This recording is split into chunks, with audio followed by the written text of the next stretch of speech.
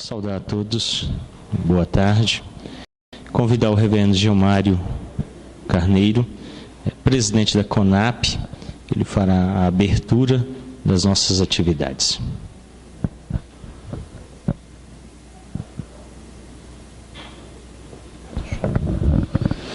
Boa tarde, queridos. Nós estamos gratos porque você entendeu essa proposta de educação e evangelho como pilares da transformação social. E quero agradecer à primeira igreja presbiteriana de Samambaia, que abraçou também essa proposta e iniciativa, na verdade, desta igreja em fazer esse tipo de programação. Quando estava presidindo o Sínodo de Taguatinga, nós também propomos que o Sínodo se envolvesse e houve uma boa aceitação nessa direção. Hoje nós estamos aqui para esse momento de abertura deste encontro de educação, e nós estamos gratos a Deus, porque isto traz um significado muito grande para a realidade da igreja, para as nossas vidas, como servos de Deus, inseridos na conjuntura educacional da nossa pátria, do nosso país. No 2 Coríntios, capítulo 2, o apóstolo Paulo fala sobre a vitória de Cristo no ministério apostólico. Ele diz assim: graças, porém, a Deus, 2 Coríntios, capítulo 2, versos 14 a 17, graças, porém, a Deus, que em Cristo sempre nos conduz em triunfo, e por meio de nós manifesta em todo lugar a fragrância do seu conhecimento. Porque nós somos para com Deus o bom perfume de Cristo, tanto nos que são salvos como nos que se perdem. Para com estes, cheiro de morte para a morte, para com aqueles, aroma de vida para a vida. Quem, porém, é suficiente para estas coisas? Porque nós não estamos, como tantos outros, mercadejando a palavra de Deus. Antes, em Cristo é que falamos na presença de Deus com sinceridade e da parte do próprio Deus. Meus queridos, ao ler esse texto da Sagrada Escritura, do que Paulo escreve aos Coríntios, a grande pergunta é: se somos um bom perfume de Cristo, como estamos deixando este perfume por onde nós vamos passando? O trabalho de educadores, gente engajada com o reino de Deus, porque conhece o Evangelho.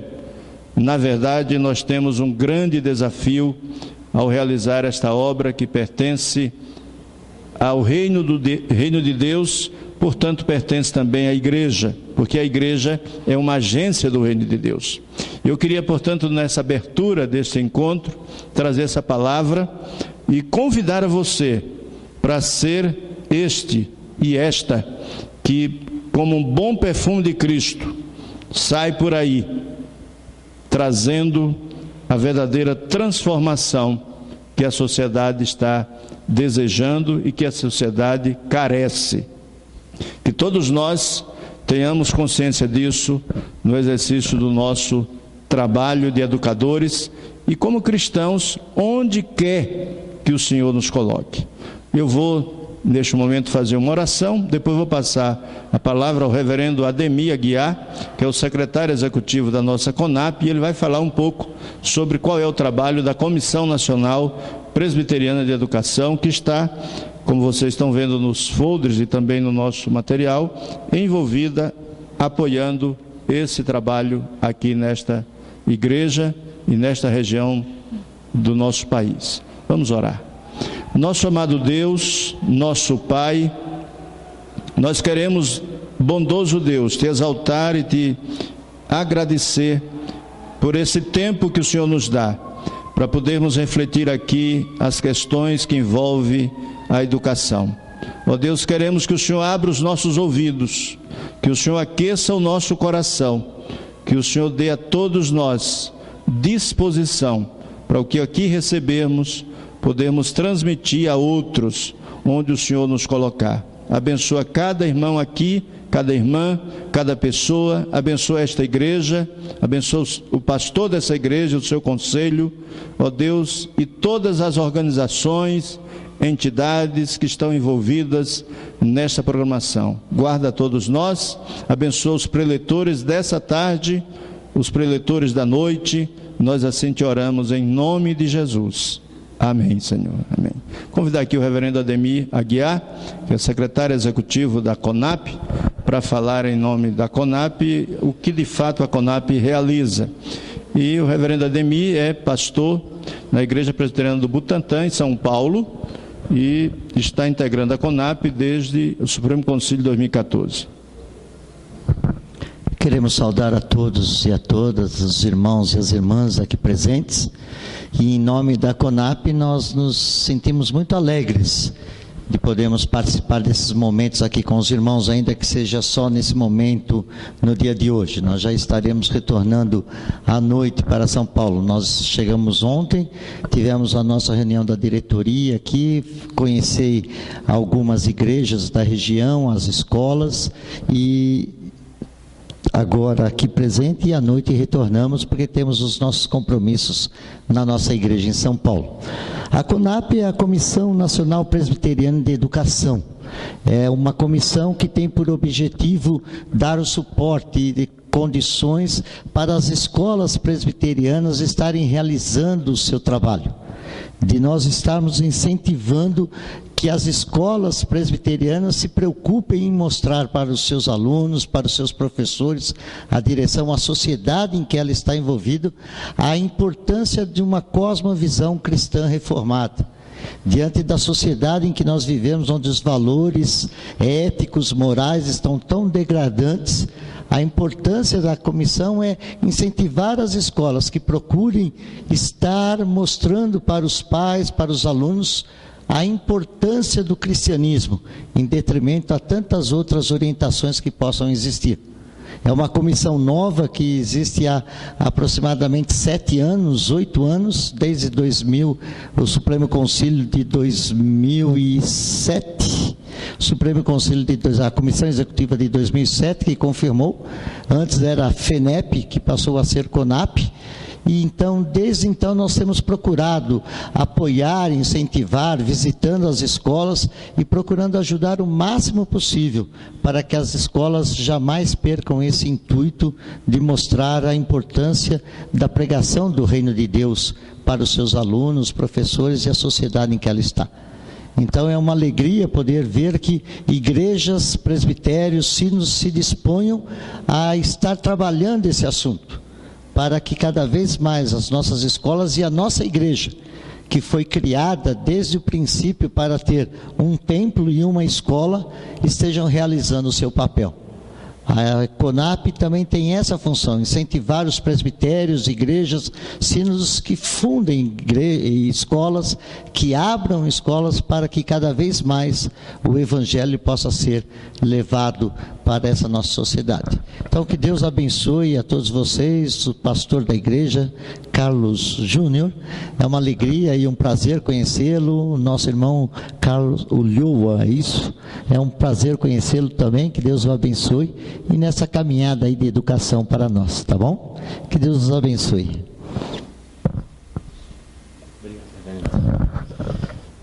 Meus irmãos, eu quero convidar aqui à frente agora o reverendo Carlos Ulloa.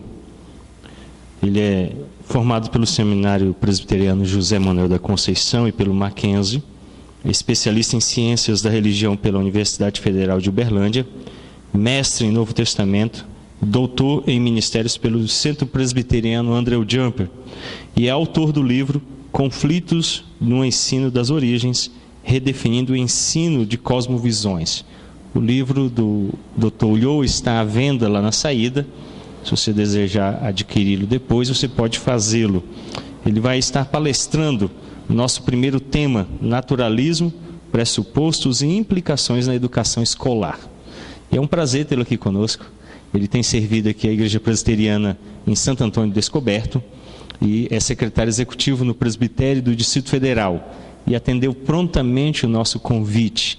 O nosso desejo é que você, educador e membro de igreja, esteja se capacitando a responder a algo tão presente no ensino nas nossas escolas e aos nossos filhos, que é o naturalismo. Então eu passo a palavra ao doutor Ulloa, ele está nos ministrando agora à tarde. Obrigado, reverendo Carlos Júnior. Saúdo a toda a igreja, a todos os amados irmãos. É uma honra, um privilégio estar aqui também para esta ministração. Quero iniciar parabenizando ao conselho, a pessoa do seu pastor e dos presbíteros, por esta iniciativa, que de fato foi uma das sugestões da tese de doutorado. Eu não estou acostumado a ser chamado de doutor, né? Foi uma das sugestões da tese de doutorado, um desafio para a igreja, as igrejas locais de um modo especial, porque a IPB tem de fato investido na área da educação e tem trabalhado por meio da CONAP e de outros órgãos também, né, de outras escolas como o Mackenzie. Mas Deus abençoe ao pastor Carlos Júnior, ao conselho desta igreja e a todos que investiram para que tivéssemos esta conferência sobre educação. Eu não vou me demorar, as apresentações já foram feitas, então convido os irmãos a curvarem as suas cabeças. Embora seja uma palestra, nós estamos na igreja e cabe sempre uma oração para nos colocarmos diante do Senhor na dependência dEle. Embora o naturalismo arrogue para si uma autossuficiência, uma independência do divino, não é o nosso caso. Nós de fato nos colocamos na total dependência de Deus, como palestrante, como ouvintes, para que de fato a ministração tenha efeito positivo, frutífero em nossas vidas. Baixe a sua cabeça mais uma vez. Ó Deus eterno, louvado e engrandecido seja o teu nome, pelo privilégio que temos de estar aqui nesta casa de oração, para falar sobre um assunto tão importante, ó Deus, e dependemos para termos êxito, não só nesta palestra, mas durante toda a conferência, ó Deus, da ação do Teu Espírito Santo, capacitando os palestrantes, bem como a cada participante. Que o Teu Espírito Santo opere de tal forma que as limitações, ó Deus, sejam superadas pela Tua graça e pela capacidade que só pode vir do Senhor. Nós confessamos que de fato precisamos totalmente do Senhor e da direção da ação no nosso interior, mente e corações. Em nome de Jesus nós oramos agradecidos. Amém. Quem sou? De onde venho? Para onde vou?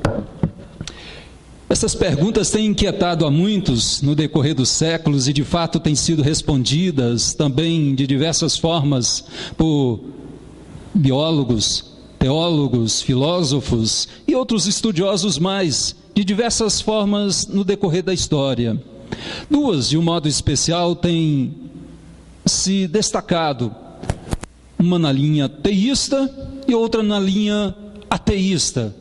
Uma mais cristã, onde envolve o criacionismo. Ela defende que de fato nós viemos a existir por meio de um design inteligente, de um Deus criador. Nós fazemos parte de um projeto que tem sentido, que tem objetivo. Nós não estamos aqui por acaso. Nós sabemos de onde viemos, sabemos, onde estamos e sabemos também para onde vamos, para onde iremos. A teoria teísta, melhor apresentada pelo evolucionismo, que é uma teoria naturalista, ela já descarta a existência de um criador, de um design inteligente. Ela acredita que nós estamos aqui por obra do acaso. Então, para responder a estas perguntas, quem sou, de onde venho e para onde vou, tem essas duas de um modo especial. E a pergunta é: você crê na teoria da evolução, tal qual ela é ensinada nos livros de biologia? Você crê na palavra de Deus como sendo de fato inerrante e a regra de fé e prática para as nossas vidas?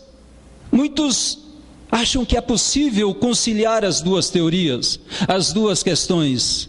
E eu pergunto para você, o que você aprendeu também nas suas aulas de biologia, de história, de química, de física, dentre outras?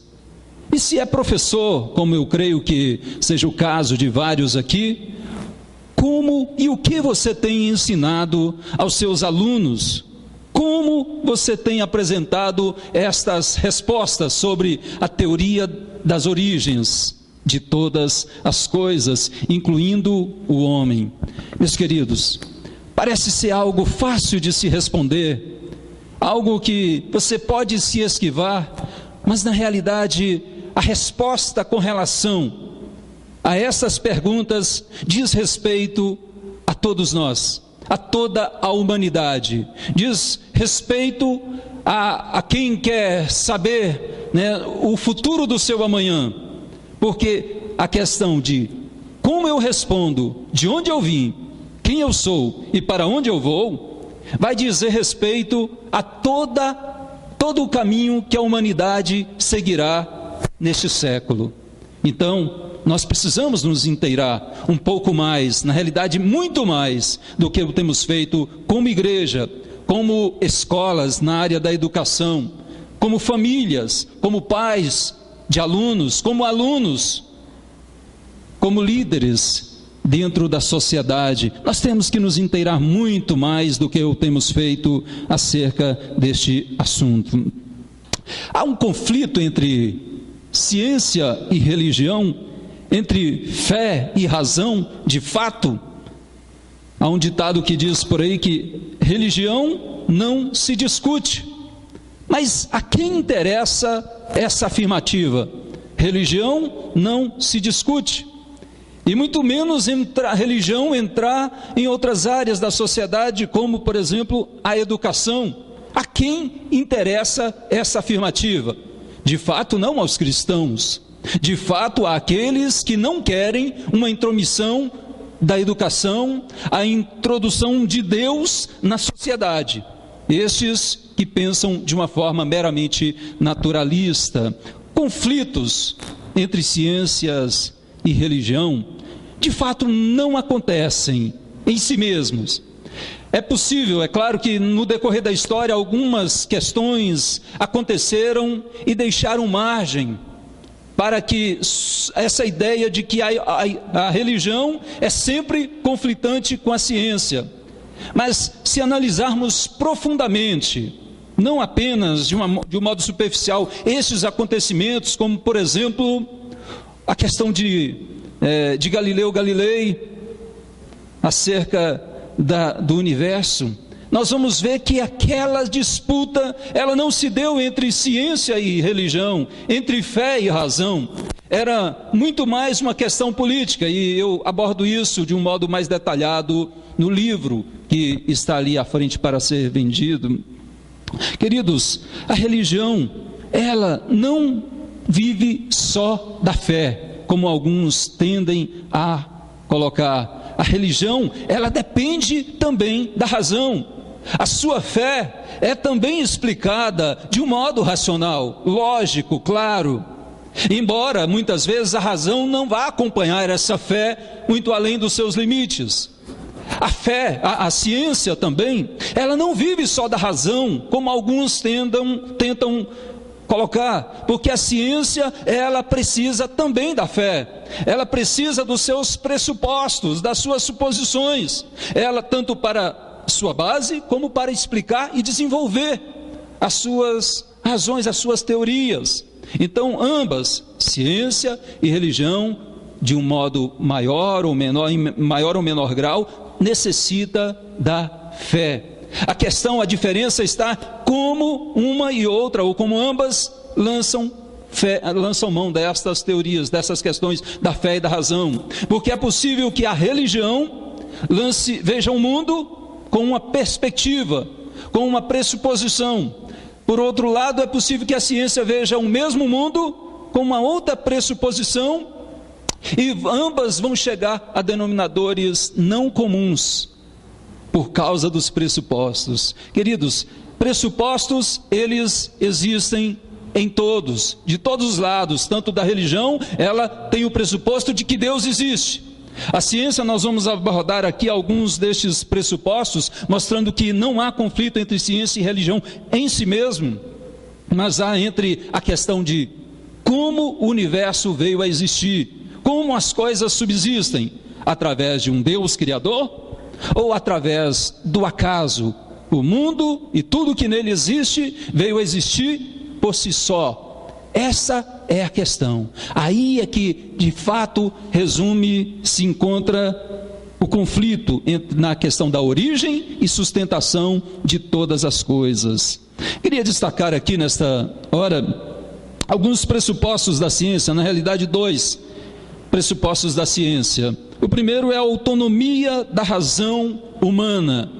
A ciência, para buscar o seu conhecimento, buscar o poder, buscar segurança, ela tomou esse caminho para buscar a verdade através do conhecimento natural, independente do sobrenatural, completamente, na perspectiva dela, totalmente isenta, buscando através da razão, do conhecimento do meramente natural. Ou seja, a ciência, ela busca provar que a verdade existe, independente dos mitos, das crenças, da religião, da fé, dos sentimentos humanos.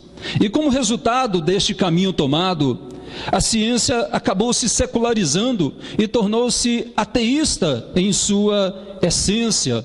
E ela, tornando-se ateísta em sua essência, ela acabou fracassando nesse propósito de demonstrar que o caminho escolhido da razão autônoma é capaz de levar o homem a melhores lugares do que a fé. Esse caminho secularizado e ateísta não provou que a autonomia da razão leva a algum lugar. Na realidade, este homem que arrogava para si autonomia, e todo o poder através da ciência, ele não se mostrou autônomo, não se demonstrou isso provado autônomo, de uma forma convicta. Pelo contrário, esse homem continua instável, continua fraco, continua debilitado e totalmente dependente. Tanto os primeiros expositores, quanto os cientistas atuais, e quanto qualquer homem em si mesmo, ele não é autônomo para poder escolher o caminho e para poder escolher a verdade, muito menos. A neutralidade é um segundo pressuposto da ciência, além da autonomia da razão humana, a neutralidade. A ciência, a maioria dos cientistas, arrogam para si também a condição de serem neutros, absolutamente neutros com relação às suas pesquisas. Eles se dizem isentos de qualquer influência, seja dos sentimentos humanos, da fé, do sobrenatural, do divino.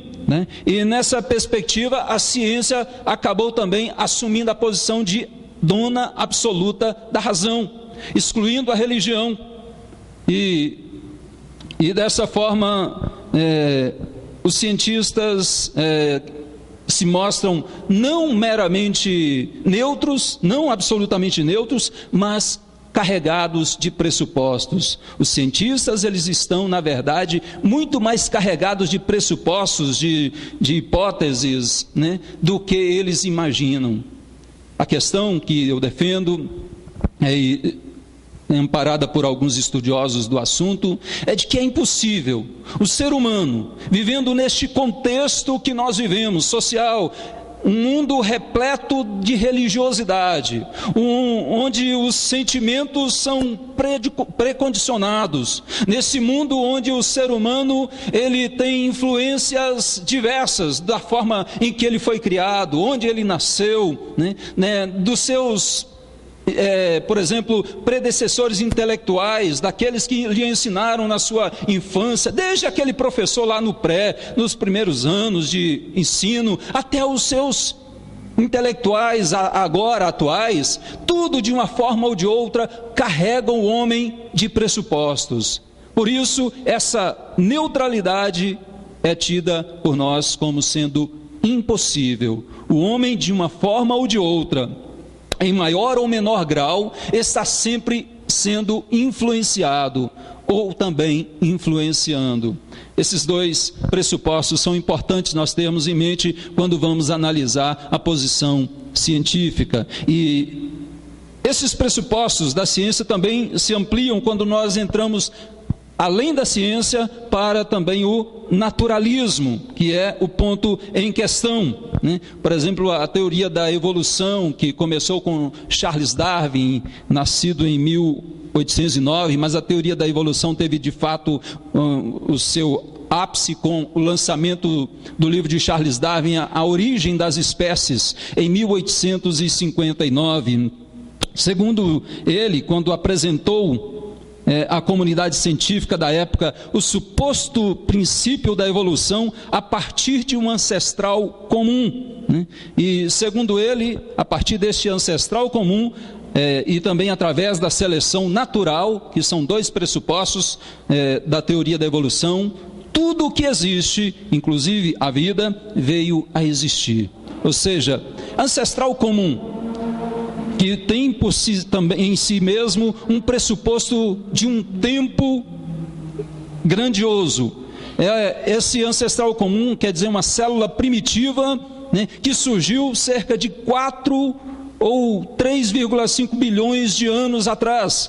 Para que essa teoria tenha uma mínima possibilidade, é de fato necessário bilhões e bilhões de anos, tá?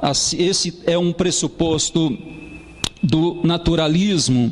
Essa célula viva, única, que se originou primariamente há 4 ou 3,5 bilhões de anos atrás, ela começa como um ser protozoário, como um ser unicelular, e vai se evoluindo para o ser metazoário, pluricelular, e daí em diante ela vai se desenvolvendo para invertebrados, e depois para peixes vertebrados, depois para anfíbios, de anfíbios evolui para répteis, depois de répteis vai evoluir para aves, depois para quadrúpedes com pelos, e desses quadrúpedes com pelos desenvolve-se para os símios, e daí dos símios para o homem, tal qual nós vamos ver, aquele primeiro homem, e vai se desenvolver até o Homo sapiens, né, o atual, né?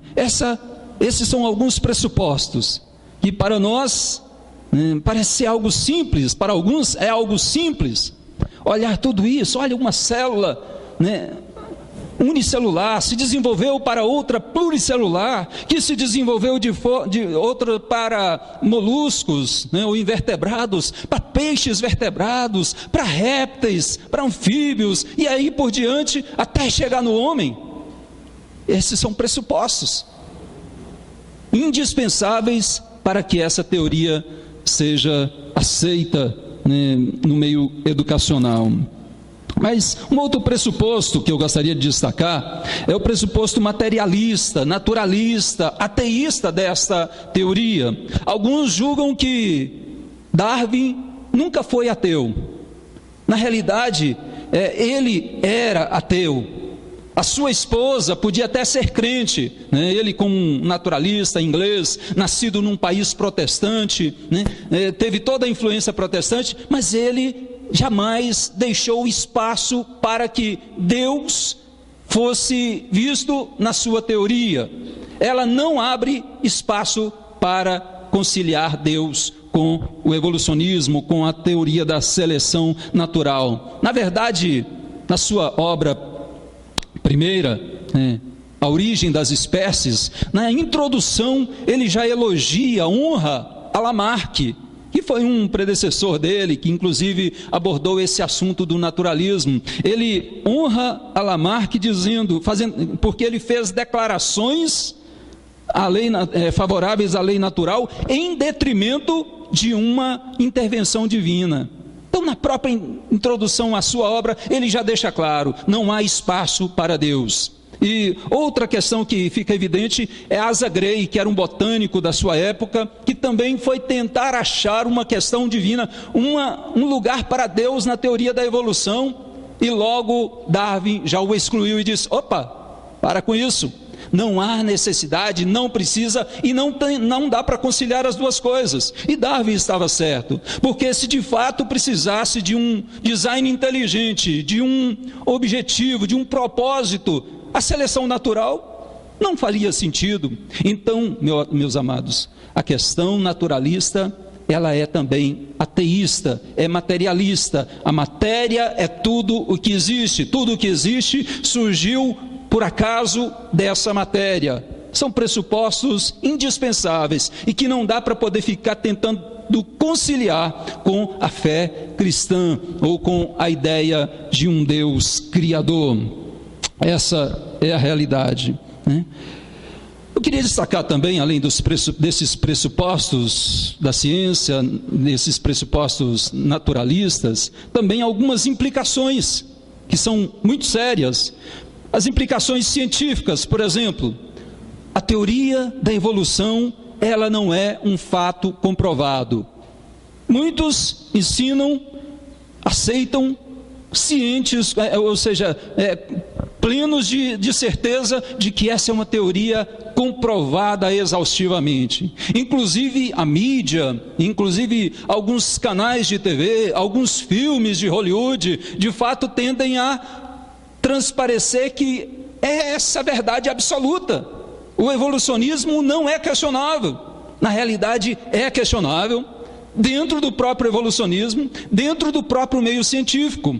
O evolucionismo, ele não tem opositores apenas de fora do meio científico. Pelo contrário, inúmeros doutores, mestres, pessoas especialistas nessa área têm de fato se levantado em oposição para mostrar que o evolucionismo não é um fato comprovado. Na realidade, é fundamentado apenas no naturalismo, e se trata de uma religião forte, de uma religião competitiva, de uma religião ateísta, mas que busca de todas as formas fazer discípulos. E os argumentos usados pelo evolucionismo geralmente são tautológicos, ou seja, se um homem se manifesta egoísta em determinado ponto da sua vida, a teoria diz: olha só, é o evolucionismo, é a seleção natural, ele está sendo egoísta.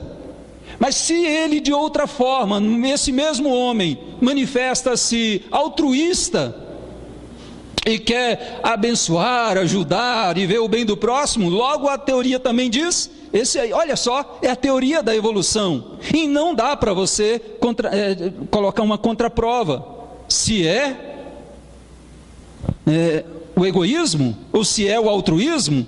Ambas vão, e tudo vai gerar uma prova para o evolucionismo. Não tem como você comprovar tal coisa. Se algo no homem, no organismo dele, na questão genética, leva ele a agir de tal forma, é a seleção natural. Mas se ele tem atitudes totalmente contrárias e da mesma forma, é a seleção natural. Não tem como você comprovar. Isso é chamado de tautologias, né? Argumentos falhos.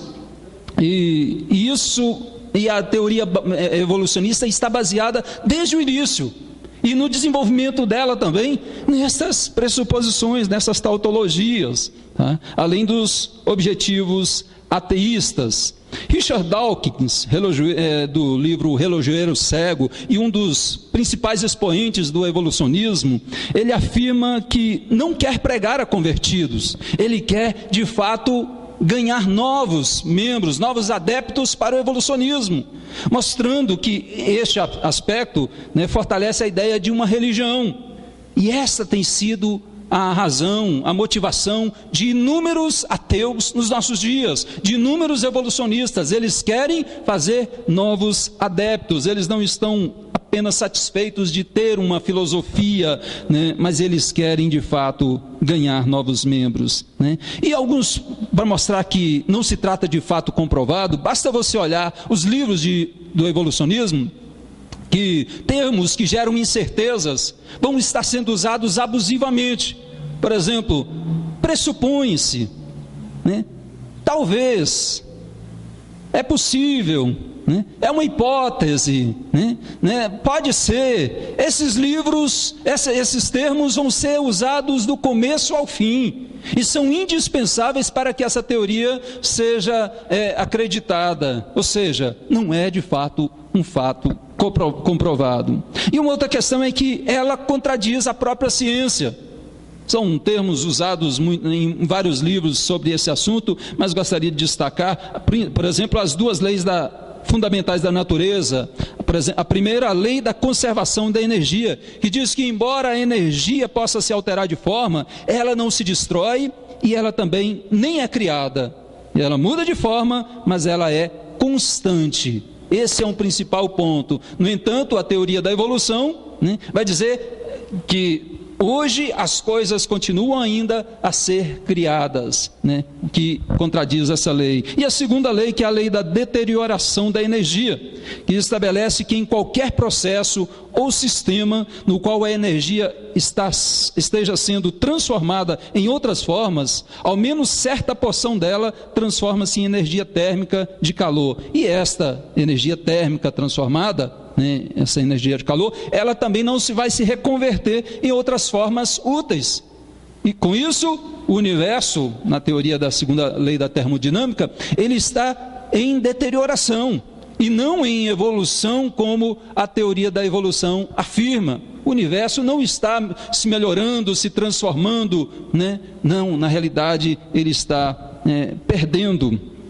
Então, esses são alguns pontos importantes para nós destacarmos. E os próprios descobridores da lei ou das leis da termodinâmica, por exemplo, William Thomson, ele afirma o seguinte: com relação à origem da vida, a ciência, sem sombra de dúvida, afirma que há poder criador. Os próprios idealizadores da teoria da termodinâmica, né? Por exemplo, James Joule também, né, que é um dos fundadores da termodinâmica, afirma o seguinte: que a ciência verdadeira, além de não excluir Deus da busca pelo conhecimento, ainda procura conhecer esse Deus criador.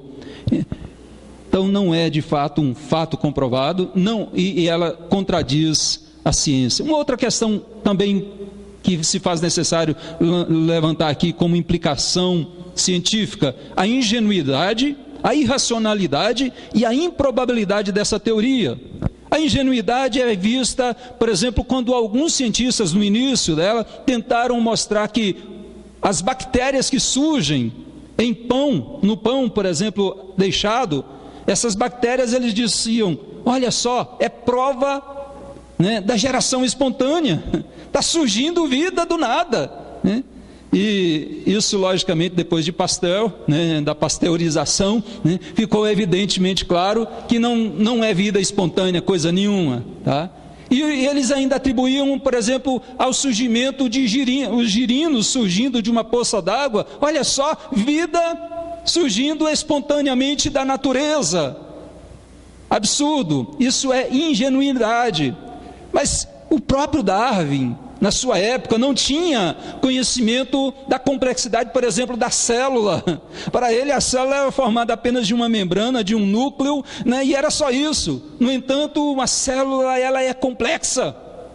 Uma única célula, ela tem informações que alguns usam a ilustração comparadas com a Enciclopédia Britânica, os 30 volumes de Enciclopédia Britânica, né? Uma célula, você vai ter informações tal qual ela, mas Darwin não tinha essa percepção. E quanto ao próprio olho, Darwin usou a ingenuidade para poder fazer uma comparação de olhos de animais modernos, né, da sua época, né, e colocava um olho de um animal e o olho do homem e dizia: olha só, prova da evolução. Ele não tinha a mínima noção, naquela época ainda, de como a visão é complexa, de como esse mecanismo aqui, do simplesmente você olhar e ver um flash, um relâmpago, né? De como é complexa essa questão de ir e vir de respostas para o cérebro instantaneamente. Ele não tinha essa percepção e por isso usando apenas uma anatomia dos seres humanos da época. Isso é ingenuidade dentro do próprio idealizador da teoria do evolucionismo. E quanto a essa insensatez e improbabilidade, Sproul diz o seguinte: Sproul é um teólogo reformado, né, e apologeta. Ele diz o seguinte: a fim de que algo pudesse criar a si mesmo, ele teria de existir em primeiro lugar, ou seja, ele teria de existir antes de existir, na mesma proporção. Ele teria de ser e não ser ao mesmo tempo, na mesma relação. E isso, segundo ele, contradiz a lei da ciência, a lei da contradição, e se torna uma afirmação completamente irracional. Na questão das improbabilidades, por exemplo, temos vários estudiosos, cientistas, por exemplo, James Kopecki, que diz que ele é diretor do Centro de Pesquisa da Probabilidade da Biologia lá na Califórnia. Ele conclui que a probabilidade matemática da natureza criar uma célula humana por acaso é de 10 elevado a 110 mil. 10 elevado a 110 mil. Ele diz que um número desse é fenomenal, então pode ser compreendido pela mente humana, ou seja, é impossível. Um outro cientista também, Frank Salisbury, né, da American Biology Teacher, concluiu que as probabilidades de surgimento espontâneo ou por acaso de uma proteína composta por 300 aminoácidos é da casa de 10 a 600 potência, ou seja, 1 seguido de 600 zeros. 1 seguido de 600 zeros para que haja uma mínima probabilidade, ou seja, isso é impossível. E Emile Borel, também nessa linha de probabilidade, ele diz que aquilo que é acima de 1050 para 1 jamais acontecerá.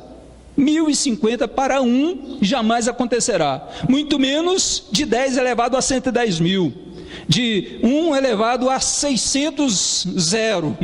Isso seria de fato algo improvável, completamente improvável, matematicamente, fisicamente, cientificamente. Então, meus queridos, de fato essa teoria é ingênua, irracional e improvável. Isso nós estamos falando com relação a uma única célula.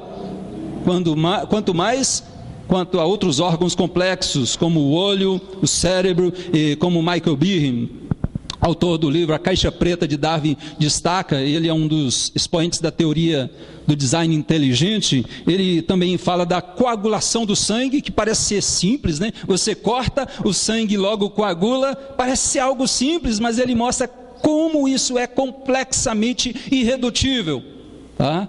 E improvável de acontecer por acaso numa teoria como a da seleção natural. Assim também o ouvido dos mamíferos, o sistema imunológico do ser vivo, isso tudo depõe contra, né, essa teoria, tá? Então são pontos importantes. Na verdade, os paleontólogos, os geólogos, os astrônomos, os cientistas em geral, nenhum deles tem uma prova definitiva a favor da teoria da evolução. O que acontece, eu penso, é de que a maioria deles acha que o outro tem. O paleontólogo diz: não, o biólogo tem a resposta, eu não tenho aqui nos ossos que eu encontrei até agora, mas o biólogo tem. O biólogo é a mesma coisa: eu não tenho, mas o paleontólogo tem. E assim o astrônomo tem: não, ele tem a resposta lá da origem do universo, por acaso, né, através de uma grande explosão, do Big Bang. E um acha que o outro tem, quando na realidade nenhum tem. Pelo contrário, eles estão em constantes conflitos. E eles não levam isso em consideração. Isso não é apresentado para nós, meros mortais, né, nos livros de biologia, nos livros de ciências, né, nos artigos científicos. Não é apresentado para nós. Outro componente importante da lei da contradição também, que contradiz a teoria da evolução, uma implicação científica, é a questão da informação. Eu queria passar mais rapidinho sobre essa questão, porque informação não vem nem da matéria e nem da energia, é um fator distinto. Eu abordei muito nessa questão, mas devido ao nosso tempo eu queria acelerar um pouquinho mais, tá? Mas tem no livro, se depois você quiser abordar um pouquinho mais a fundo essa questão da informação como um componente distinto, não explicado pela teoria da evolução, você pode ler o livro Conflitos no Ensino das Origens, e ela vai estar mais aprofundada ali. A questão é informação, conhecimento, a mente humana não tem base explicativa numa teoria da seleção natural. Na realidade, o cérebro do ser humano é tão complexo, né, que ele depõe contra a teoria da evolução. A seleção natural diz que desenvolvemos e criamos mecanismos no nosso organismo para que nós consigamos sobreviver. O próprio cérebro do homem, na realidade, ele tem mecanismos além da necessidade do ser humano sobreviver. Do ser humano sobreviver. Ou seja, nós usamos uma ínfima parte do nosso cérebro. Como que um órgão tão complexo desse poderia ser explicado pela teoria da seleção natural? É impossível, não tem base, não tem fundamento de fato, tá? E uma outra questão importante acerca desse assunto é a decepção também dos fósseis. Outra implicação científica, decepção dos fósseis. Os cientistas evolucionistas, eles imaginavam desde o início com Darwin, se uma prova de fato cabal existe a favor da evolução, essa prova está na paleontologia, está nos ossos que serão de animais, de homens, de seres vivos ou de vegetais. Tudo isso será provado através desses fósseis. No entanto, quanto mais se descobrem fósseis atualmente, mais a evolução tem entrado em contradição. E aqueles elos perdidos, na realidade eles nunca foram perdidos, porque eles nunca existiram de fato, né? Mas até hoje os cientistas procuram o elo, e até agora, essas semanas para trás agora, descobriram mais um crânio, né, de um homem, acho que foi na África, né? Um outro crânio que pode remodelar toda a estrutura, né, que eles já tinham apresentado até agora, e a teoria vai sempre fazendo isso, vai sempre se remodelando, e não há uma coerência entre os próprios evolucionistas, porque eles discordam. Esse crânio tem que vir antes, não, esse aqui não é de homem, esse aqui é de macaco. Eles não concordam, sem falar nas grandes trapaceadas científicas, de pegar um crânio de macaco, forjá-lo, lustrá-lo, e para poder tentar fazer transparecer que é de um ser humano. Isso tem acontecido aos montes no meio científico, tá? Então há uma decepção tremenda com relação aos fósseis. Essa também é uma grande implicação científica. Uma outra questão sobre não há vida em todo o universo, exceto na Terra. É um outro fator também que pesa contra a teoria da evolução, porque imaginava-se, conforme Richard Dawkins, que só na Via Láctea nós teríamos aí milhões de vidas inteligentes, e muitos já saberiam até da nossa existência. Com relação a isso, já ficou provado por 2 cientistas atualmente. Eles disseram que é impossível no sistema solar ou no universo haver vida pluricelular. No máximo o que pode acontecer é ter uma questão unicelular, um protozoário que não pode ser considerado de fato como vida, né? Então isso se tornou como um balde de água fria para esses. A NASA mandou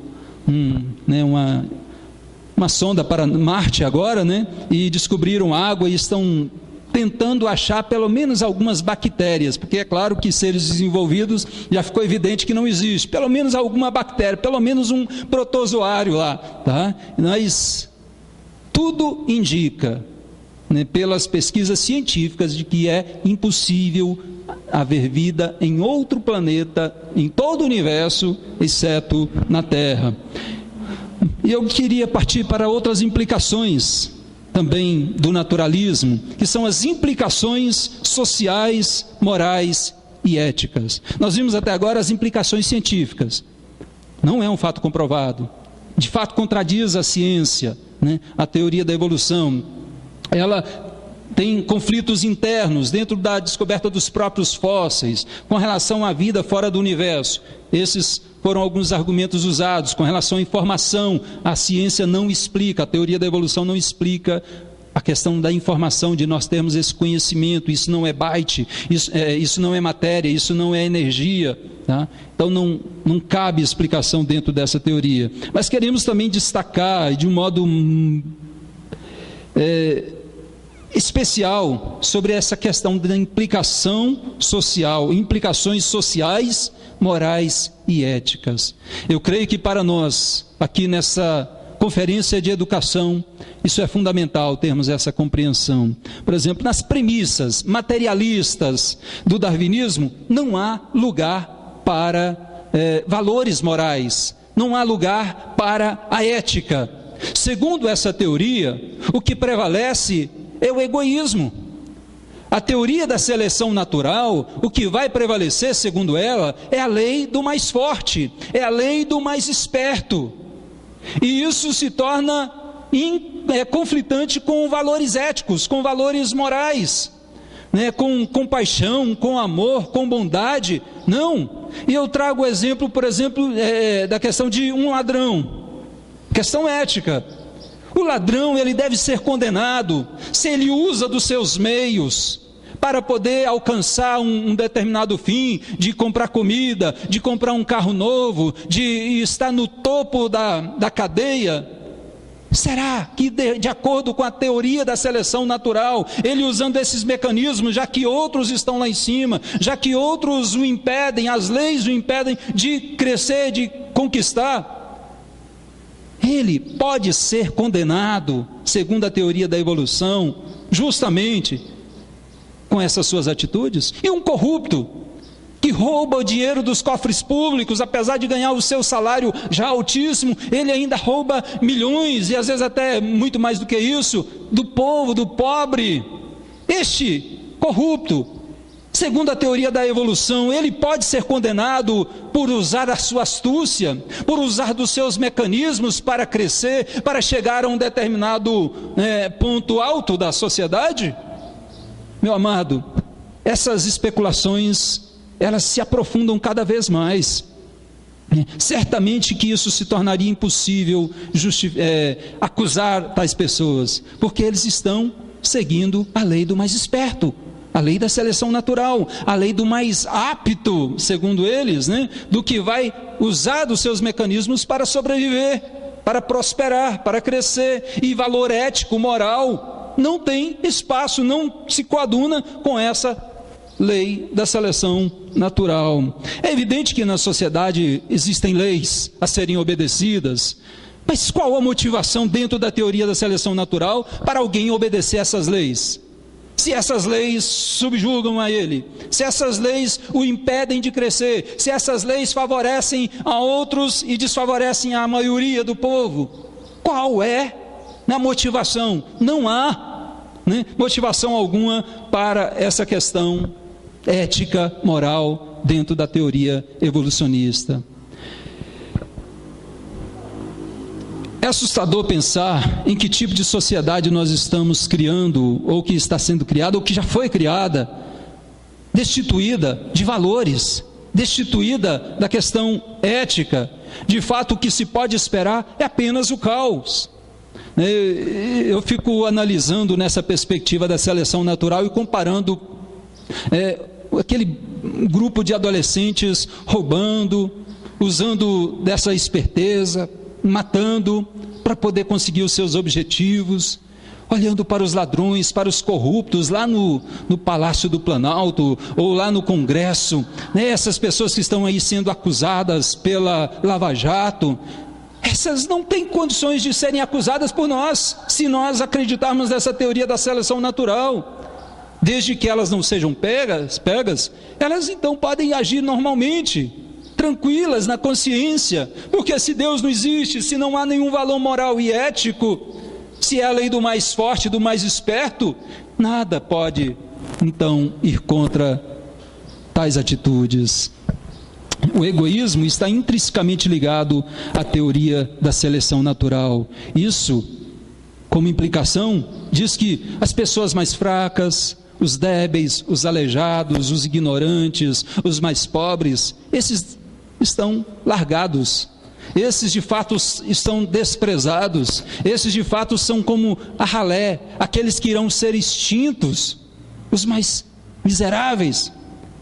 E a questão de exercer compaixão, de exercer amor, não cabe dentro dessa teoria da seleção natural. Essa questão de ética, eu queria destacar o próprio Darwin. Quando Darwin lançou a sua teoria no seu livro A Origem das Espécies, ele não foi ético. Ele sabia que aquela teoria não tinha sido originalmente dele. E ele, mesmo assim, não atribuiu honra aos seus predecessores. Pelo contrário, tomou toda a honra e glória para si mesmo. Ele, de modo algum, foi ético nessa sua atitude. Uma outra questão que pode ser levantada é de Hitler. Eu levanto porque ela é muito forte. O nazismo de Hitler, a teoria de que um super-homem, uma raça pura, pode se originar, ela veio de onde? Da seleção natural, dessa ideia de que de fato um super-homem vai evoluir de um homem. E aí ele pode ter a ideia de uma raça pura, os alemães, e de uma raça impura, os judeus. Então vamos exterminar os judeus, vamos acabar com eles e vamos tornarmos-nos os super-homens da humanidade. A teoria da seleção natural é que embasou tudo isso. Hitler, nessa sua perspectiva, matou milhões e milhões de judeus, né? E essa ideia do homem evoluindo, né, para o super-homem, deu origem a esse nazismo. E a tendência é, se do homem evolui para um super-homem, e do super-homem vai evoluir para um Deus, ou um semideus, e na realidade é essa a intenção. O homem é o Deus, o centro de todas as coisas. O homem é colocado nessa postura. E essas são algumas implicações éticas e morais do evolucionismo. Parece ser uma coisa bem distante, mas se eu vejo a intervenção divina com relação a Hitler, por exemplo, porque Hitler, aqui ele estava... Obrigado, meu irmão. Hitler, ele de fato matou os judeus, mas se ele chegasse ao final e com êxito desse seu objetivo, o próximo passo seriam os cristãos. Pode ter certeza disso. Os judeus foram os primeiros idealizadores de um Deus criador, de um Deus único ali, criador. E os cristãos já estavam ali, porque os sinais já eram evidentes. Por exemplo, na União Soviética, socialista, comunista, e na Alemanha, os filhos de cristãos já eram obrigados a abandonar as suas escolas cristãs e irem para a escola do governo, escolas socialistas, comunistas, e eles eram doutrinados nessa linha. Esse objetivo iria ser canalizado também para os cristãos, mas com a ação, a intervenção divina, né? E é claro, usando os homens, né? Outros países. Hitler foi frustrado. A questão ética não cabe na teoria da seleção natural. Por exemplo, uma questão que se destaca, eu queria destacar, é de Richard Dawkins, um evolucionista. Ele diz o seguinte, que ele, como um bom ateu, na sua questão ética, ele jamais jogaria um avião contra um prédio, e nem cometeria atos tão bárbaros. Com isso, Dawkins estava dizendo que os religiosos estão muito mais predispostos a cometer esses atos suicidas, esses atos violentos, terroristas, do que um ateu. Mas será que excluindo aí os fanáticos, que de fato não são tantos no meio religioso, excluindo os fanáticos religiosos, será que o ateu, que não tem nenhuma razão de ser, que não tem nenhum objetivo de vida, não tem nenhum sentido para a sua vida, não faria algo dessa forma? A ética, de fato, não coaduna com a seleção natural. E o Darwin, o próprio idealizador da teoria evolucionista, ele chega a lamentar de que a ciência, de que a medicina esteja interferindo na questão da seleção natural, quando cura umas pessoas que são fracas, umas pessoas que estão débeis e já nem tem muita expectativa de vida. A ideia dele é: deixa morrer, deixa a seleção natural seguir o seu curso natural. Esse princípio ético vai se aprofundando cada vez mais, e nós poderíamos ver que essa ética não pode ser motivada sob pressupostos materialistas e naturalistas. Ela depende do Senhor, depende de Deus, depende do transcendente, tá? E uma outra implicação social, moral e ética, no caso social, é a questão do próprio trabalho. O trabalho, ele é algo digno para o ser humano? Na perspectiva da teoria da evolução, se você olhar, por exemplo, a formiga, se ela trabalha exaustivamente, ela está dentro da linha escravagista. É porque ela é pequena, porque ela é ignorante, porque ela não cresceu, não se desenvolveu. Então, por isso, ela está dentro da linha escravagista. Se, por outro lado, um outro animal, um outro ser vivo, vive às custas do trabalho de outro, esse é o esperto, esse é o que consegue sobressair. Como conciliar uma questão ética, social com o trabalho? O trabalho sofre essa influência negativa. Como que um ser humano, um pai de família, ele vai ver o trabalho como algo bom para sustentar a sua família? Se ele é escravizado, se o outro está lá em cima? Nós temos que ter uma perspectiva bíblica, reformada do trabalho, para compreendermos de como o trabalho é uma bênção de Deus, tá? Mas na teoria evolucionista, ele perde o seu significado. Queria também trabalhar com algumas implicações religiosas. Nós já vimos então os pressupostos da ciência, do naturalismo, vimos também algumas implicações científicas, vimos algumas implicações éticas, morais e sociais, de como essa teoria não comporta um pensamento ético, uma atitude ética, né? E também queremos ver sobre as implicações religiosas. Pode até parecer paradoxal a afirmação de que o ateísmo é uma espécie de religião, mas não é, irmãos. Paradoxal coisa nenhuma. O ateísmo de fato é uma religião. Ele tem as suas crenças, ele tem a sua confissão de fé, as suas confissões de fé, ele tem os seus dogmas, os seus ídolos, os seus templos, os seus discípulos, as suas previsões apocalípticas. Eles têm tudo isso, né? E ainda fazem adeptos, fazem discípulos. Eles têm uma missão de conquistar novos adeptos para o evolucionismo ou para o ateísmo. Então é de fato uma religião, é uma opção religiosa. Quando a pessoa diz: eu não tenho religião, eu sou ateu, né? Na realidade a religião dele é não acreditar em Deus. Ele só vai substituir esse Deus por outro Deus, né? Seja o homem, ou seja a natureza, né? Ou qualquer outra coisa que ele vá colocar no lugar de Deus.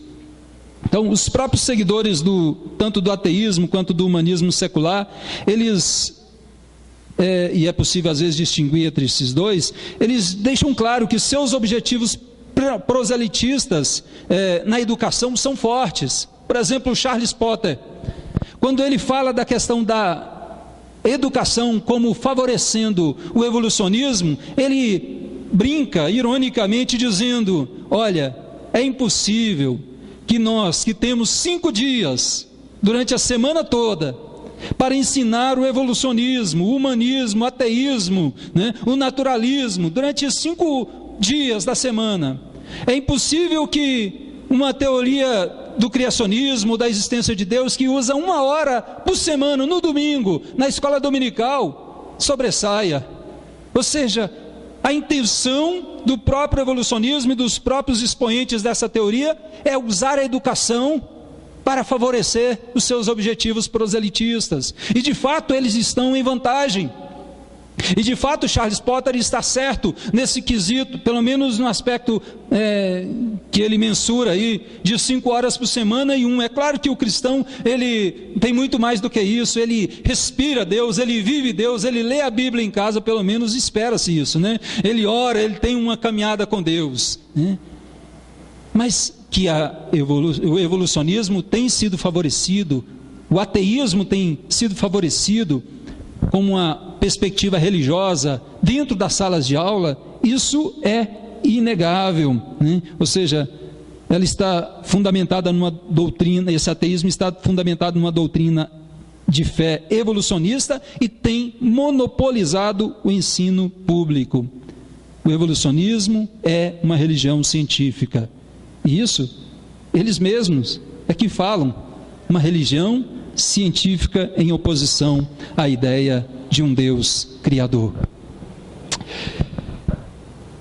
Outra implicação religiosa, além do ateísmo, dentro das salas de aula, é a negação do próprio cristianismo.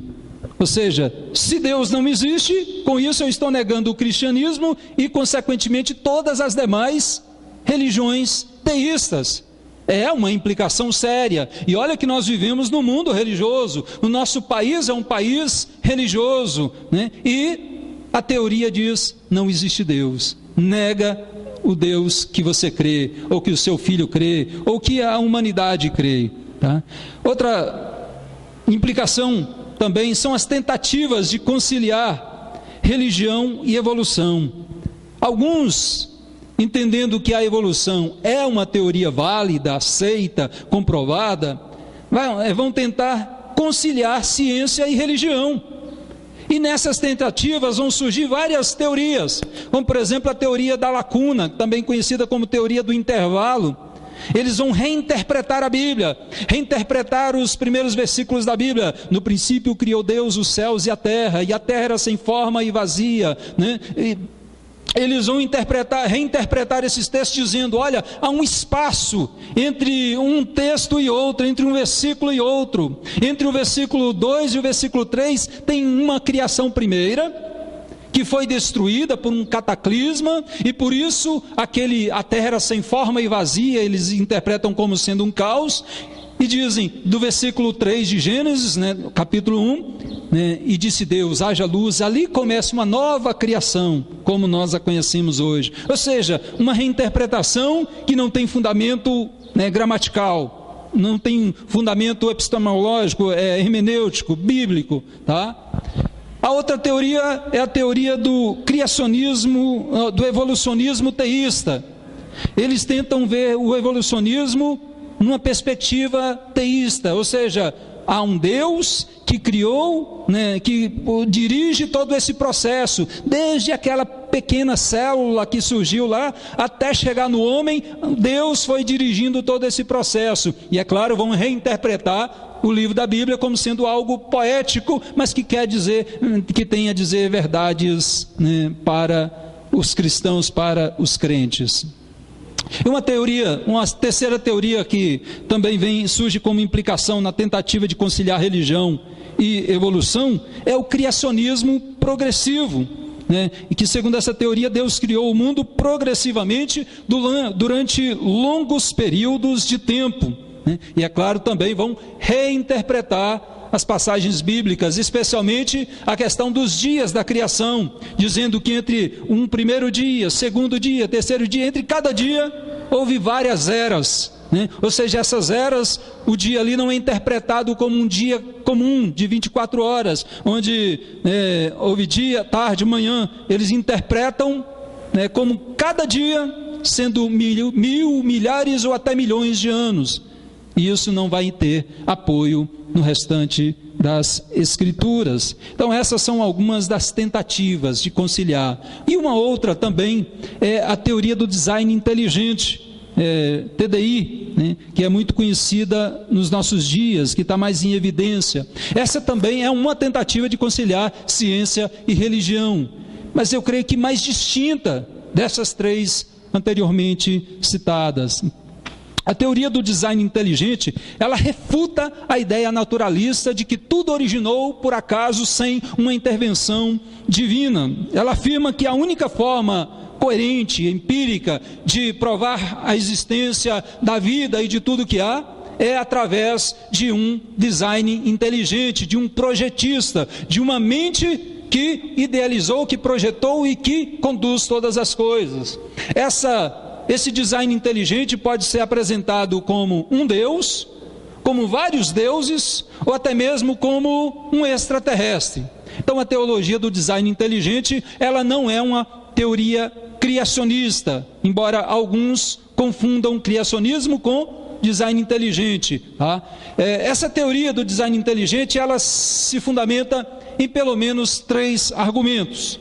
O primeiro argumento é da complexidade irredutível, ou seja, conforme este argumento, vários elementos do sistema biológico são compostos de partes interligadas que necessitam indispensavelmente uma das outras para o seu funcionamento. Uma célula, por exemplo, ela num possível estado simples, ela não funcionaria. Ela é tão complexa, irredutivelmente complexa, que ela tem que funcionar daquele jeito, com todos os seus mecanismos funcionando, e não com apenas parte deles funcionando. Então essa é a complexidade irredutível, e Michael Behe, e bem como os outros expoentes na atualidade, né, vão defender. E o segundo argumento é a complexidade especificada. Este argumento aponta para a impossibilidade dos sistemas biológicos tão completos encontrados nos seres vivos existirem como obra do acaso. E essa teoria da complexidade especificada vai apontar para um planejador inteligente. Tá? Essa complexidade é impossível vir a existir por meio do acaso, aleatoriamente, do nada. Então, e eles vão provar isso de uma forma científica. E o terceiro argumento é o princípio antrópico. Esse terceiro argumento da TDI diz que o universo, principalmente o nosso sistema solar, né, está perfeitamente harmonizado e ajustado para possibilitar vida no planeta Terra. Ou seja, se a Terra estivesse mais perto do Sol ou mais distante do Sol, seria impossível algumas vidas, ou até qualquer vida, dependendo da distanciação do Sol.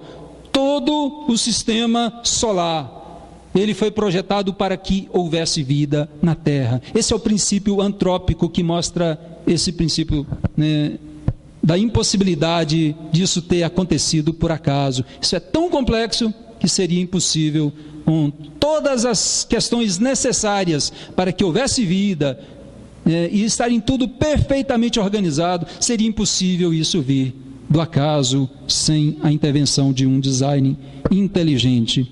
Essa teoria, como eu disse, ela tem sido confundida com o criacionismo. O criacionismo, ele se baseia na palavra de Deus, na revelação natural, na revelação geral, de um modo específico. E o criacionismo, ele não faz asseverações apenas científicas, ele não pode ser preso, aprisionado pela questão científica, tá? Ele faz asseverações teológicas que vão além da questão da ciência, fala dos detalhes da criação. O criacionismo bíblico, ele fala de seres angelicais, de demônios, de alma, coisas que estão fora do alcance da ciência como nós a conhecemos. O TDI, a teoria do design inteligente, eles primam pela questão científica. Eles já, então, só para diferenciar, criacionismo não tem a necessidade de uma comprovação científica, embora tudo que a Bíblia fale sobre a origem de todas as coisas, ela tem razão, ela não é um tratado científico e não aborda todos os pontos da ciência. A teoria do design inteligente, ela tem de fato esse objetivo. Embora ela não refute o cristianismo, ela também não defende o cristianismo em si mesmo, tá? Ou o criacionismo em si mesmo, porque há vários adeptos da teoria do design inteligente que são cristãos, outros são muçulmanos, outros são espíritas, outros são crentes numa teoria de que o universo originou-se, né, de extraterrestres, e assim por diante. Ela é bem eclética nesse sentido, tá? É bom para diferenciarmos este aspecto, tá? Mas eu queria também trabalhar algumas implicações na educação escolar, finalizando, e o nosso tempo já está quase chegando ao final, mas nós vamos concluir. Algumas implicações, por exemplo, na educação escolar, com relação ao naturalismo. Conflitos, por exemplo, entre disciplinas. Dentro da educação escolar, há disciplinas que ensinam que Deus não existe. Como já vimos, não é apenas uma ignorância com relação à existência de um Deus. De fato, o evolucionismo diz: Deus não existe, não precisa de um Deus. Não é alegar uma ignorância com relação a um possível Criador. Então há doutrina, há matérias, disciplinas, por exemplo, a biologia, a química, a física e dentre outras, que ensinam o evolucionismo.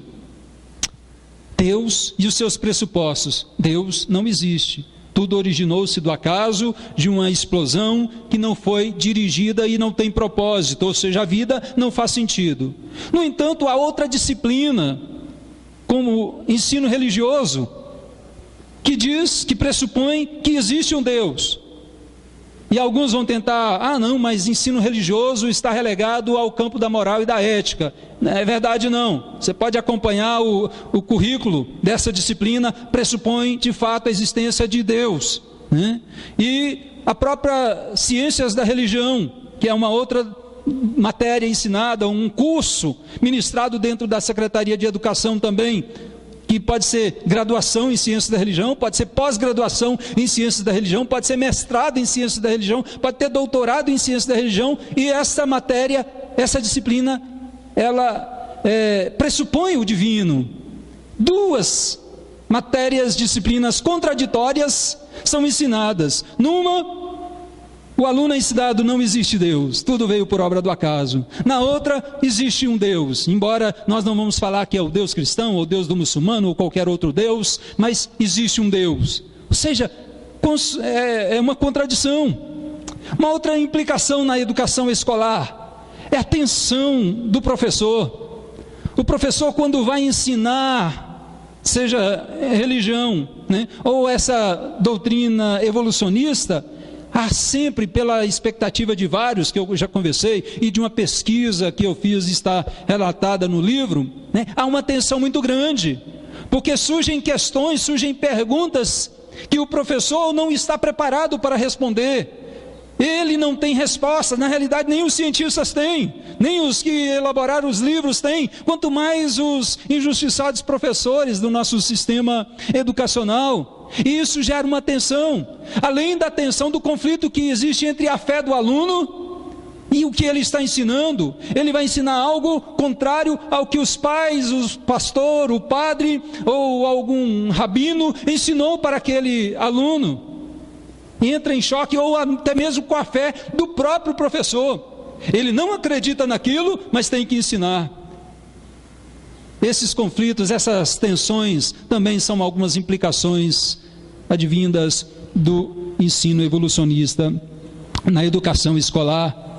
Uma outra questão também forte é o favorecimento de uma experiência religiosa dentro da educação escolar.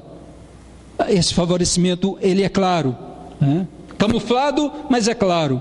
Se por um lado o professor ensina que não existe Deus, ele não vai ser taxado de nomes pejorativos, ele vai muitas vezes até ser tido como intelectual, como estudioso, né?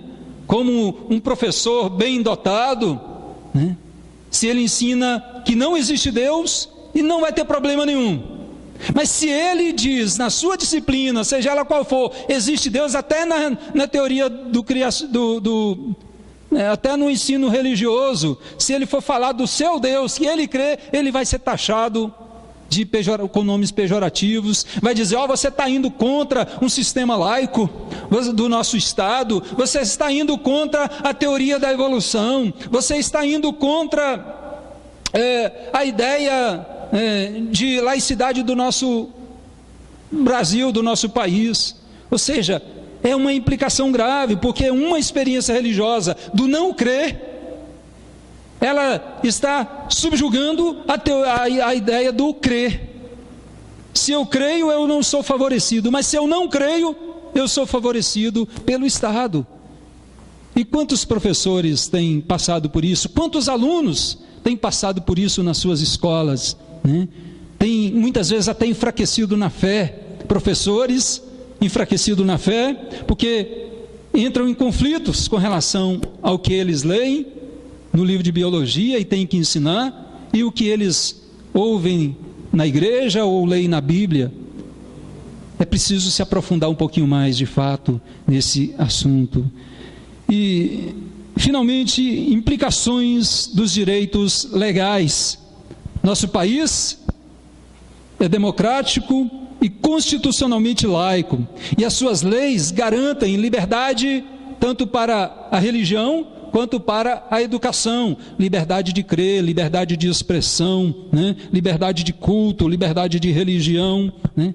Mas, no entanto, essas leis que protegem os direitos religiosos e educacionais nem sempre são respeitadas. Esse país que é laico, mas não é ateu, guarde bem isso: o Brasil é laico, ele não favorece, pelo menos não deveria favorecer. É claro que a gente vê isso na prática, um favorecimento de uma religião, mas constitucionalmente o Brasil é laico, mas não é ateu. E ele não é ateu, e isso pode ser visto na própria Constituição do nosso país. O preâmbulo da nossa Constituição roga, suplica a bênção de Deus para aquela Constituição, tá?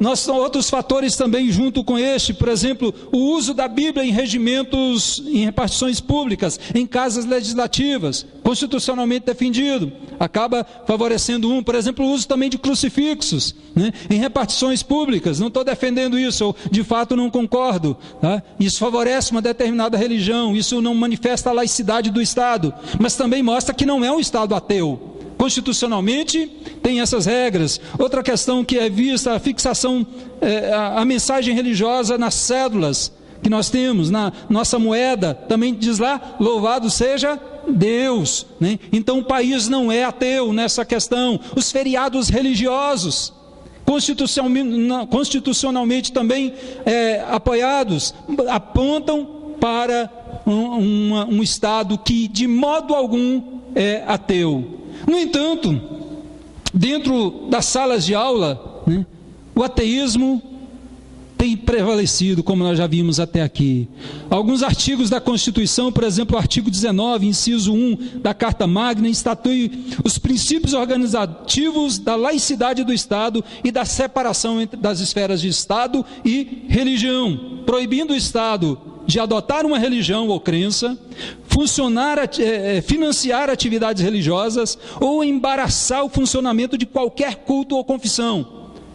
A nossa Constituição diz que o Estado não pode financiar, o Estado não pode embaraçar. No entanto, quando o Estado financia, por exemplo, o ensino de uma teoria que diz que não existe Deus, ele está dando apoio a uma teoria, a uma experiência religiosa, em detrimento também das demais. E a Constituição não está sendo respeitada neste quesito.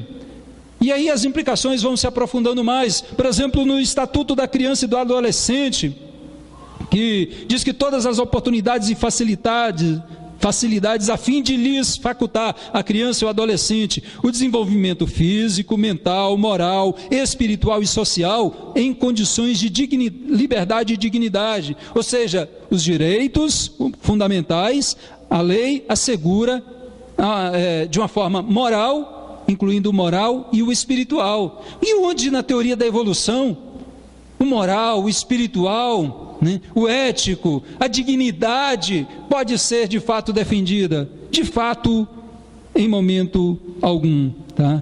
Então, nós queríamos finalizar abordando aqui que o Estado, que deveria ser laico, mas nunca deveria ser ateu, ele está sendo ateu. Na teoria, o Estado não tem uma crença, não tem uma religião, mas na prática, o evolucionismo é financiado pelo Estado. É defendida a teoria de que Deus não existe dentro das nossas salas de aula. Uma teoria materialista, naturalista e ateísta. E nós, como professores, o que temos feito? Aqui nós concluímos essa palestra diante dos pressupostos que foram apresentados, alguns deles, aqui nesta tarde, diante das implicações, sérias implicações, sejam elas científicas, sejam as implicações morais, sociais, éticas, sejam as implicações religiosas, implicações na escola, implicações legais. O que nós temos feito? O que você, como professor, como aluno, como pai de aluno, tem feito? Ou a pergunta é, o que nós podemos fazer? Esta conferência é um passo, é uma ação nesta direção, de haver mudança, de gerar mudança no nosso sistema educacional. E como cristãos, como educadores, como pais de aluno, como alunos, nós temos que fazer a diferença. Nós não podemos entregar o sistema educacional para os materialistas, para os ateus, para esses que defendem o naturalismo. Não devemos, não podemos, nós temos que influenciar. E como fazer isso? Se muitas vezes o cristão não se aprofunda no estudo, como fazer isso se o cristão não investe no crescimento? Poucos investem, por exemplo, numa pós-graduação, num mestrado, num doutorado.